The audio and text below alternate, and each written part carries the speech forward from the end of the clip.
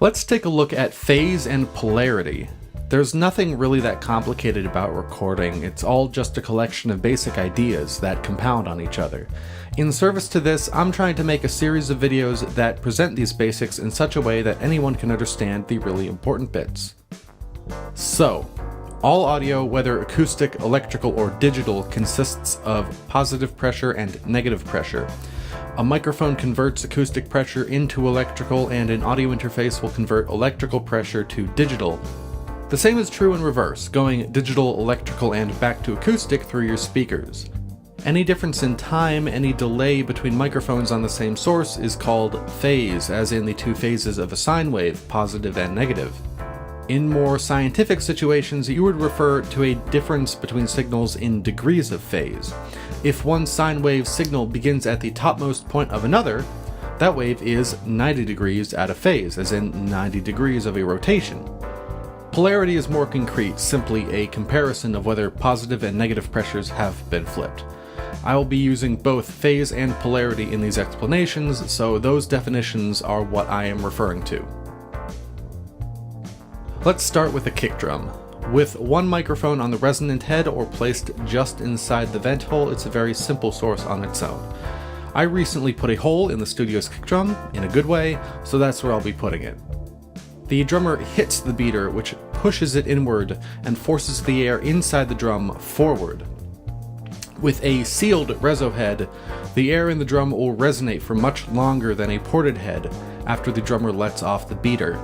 The signal itself reflects the fast attack of the initial impact and the low frequency from the drum's tuning. For this example, I'm using an AKG D12 VR, but I really don't give a care which mic you put on kick, I just like this one.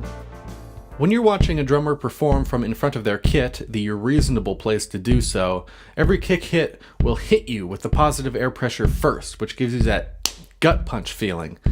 If your signal chain for some reason reverses a kick mic's polarity, like if a cable is improperly wired or if you've accidentally left a polarity switch activated, the initial attack of a kick can pull the air away from you instead, which sounds much the same, but fundamentally you've lost a visceral element of the kick drum's sound, even if your speakers can't recreate the low end. There are a few ways you can test for this. I'll zoom into the track's waveform and visually inspect the wave. This is purely because I want to know my recorded signal is properly oriented without the interference of any gear after my converters, and because I know my studio has all been properly wired, so any difference from the converters to my speakers must be a setting on the gear or an individual piece of hardware, which for some reason flips polarity. It's not unheard of. Another way to test for this polarity is to flip a speaker with the woofer facing up and place a coin on the woofer cone. If a kick drum is punching, the coin will be launched up in the air a bit, and if the kick is pulling, the coin will just vibrate. People like to use an NS10 for this, but any speaker with an exposed cone will work fine. A snare drum works on a similar theory, but with the drum being more horizontal, the sound of both heads, the strainers, and the shell will be present in the sound you hear as an observer. I mic my snare drum from both sides so I can control the balance of the snare between the body and impact to the top head and the rattle of the bottom head and strainers. On top mic for this example, I'm using a Granelli G5790, and for the bottom I'm using an AKG 414 TL2. You do not need nearly $1,000 of mics on your snare. Two SM57s will work great too. You'll also want to note that the capsules of the 5790 and the 414 in this demonstration are parallel. This isn't usually how I record drums, this is just to preserve as much phase cohesion as possible. You can control the tone of your top snare mic by angling it more or less towards the middle of the head. A horizontal setup like this, as you'll hear, gives mostly the resonance of the shell and tuning of the heads, and a setup aimed more towards the impact point will give you more attack. I'm just putting this here now because I may or may not actually make an in-depth snare technique video, and I don't want it to seem like I'm clever enough to figure this out on my own. Playing these two tracks back now, you'll immediately hear that the snare sounds hollow and gutless. Peeking back at the drum, this is because when the snare is hit and the top head is pushed down, it pulls air away from the top mic and pushes air into the bottom mic. While not full cancellation, both mics are out of phase. The waveforms show that the low frequencies are almost completely cancelling, but on top of that, the bottom mic is ever so slightly delayed. This first part is a big issue, but the second is something we can live with. It's pretty unlikely for high frequencies and snare mics to cancel, with the body of the snare itself blocking the high frequency information from one side, reaching the mic on the other. If there was high frequency bleed though, you'd probably get some pretty intense comb filtering. So flip the polarity on one of the mics, and now all the low end and body from your snare has returned. Try out switching one or the other in the context of the entire drum kit and see which combination sounds better to you. Now, let's take a break from drums and check out phase when recording bass. My setup is a cheap Hofner clone going into a Vox bass amp. Nothing special, just a cheap practice amp they made like 15 years ago. In line with that is my Rupert Neve Designs RNDI, and on the amp itself is the D12 VR. Every DI will change the phase of the signal from its balanced output in relation to its pass-through. This is just the nature of stepping the instrument level's impedance down to the right impedance for a mic input. Whether that's done with a transformer or transistors, you get this partial cancellation between mic and DI that doesn't sound like the original sound no matter which way you flip polarity.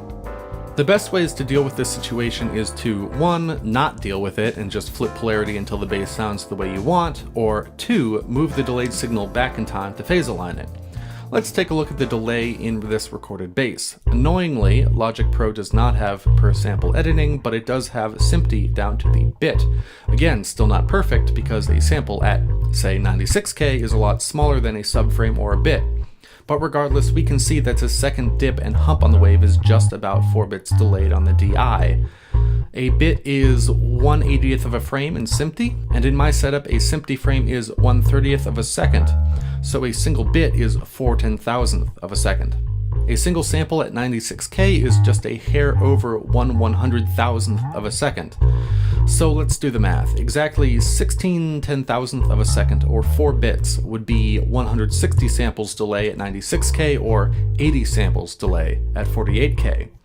These recordings were done at 48K, so I'd delay the earlier track by 80 samples or move the later track backwards by 80 samples. Just as an addendum, while editing this video, I figured out that you can scrub per sample in Logic if you go into file edit mode, but good God, please don't waste your time on this, use your ears instead. This DI in particular, the Rupert Neve Designs RNDI, is a killer bit of kit, but it is pretty costly. If you're looking for an affordable and dependable DI, check out anything by Radial, passive or active. $100 will buy you the Pro DI, passive DI, and for $200, the Direct Box World is your oyster. DIs aren't something you should cheap out on, even if you can only afford one decent box for your studio. You'll be using it all the time, after all. So that's it for today. Thank you for tuning in. If you found this video informative or entertaining, leave a like. And if you want to see more videos in the studio, both like and unlike this one, subscribe to the Greenhouse's official YouTube channel with the button somewhere down here. We've got more stuff coming pretty soon, so keep an eye out.